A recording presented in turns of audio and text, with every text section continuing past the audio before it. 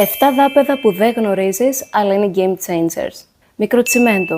Είναι η πιο ανθεκτική μορφή της πατητής. Χρησιμοποιείται σε μπάνια, δάπεδα, ακόμα και πάγκους κουζίνας. Περιέχει περισσότερα πολυμερή, γι' αυτό δεν ραγίζει τόσο εύκολα.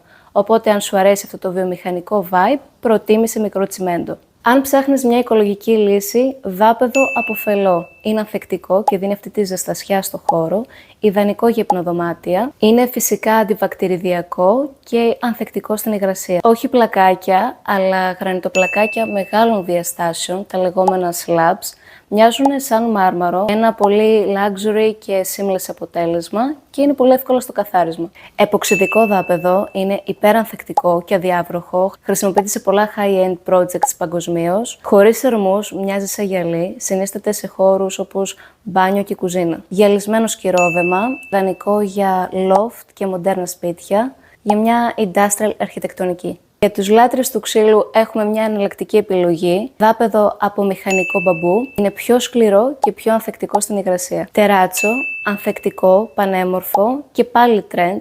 Δίνει μια πολύ vintage διάθεση, φτιαγμένο από μάρμαρο και πετρώματα μέσα στη τσιμεντοκονία. Ποιο από τα 7 είναι το αγαπημένο σου?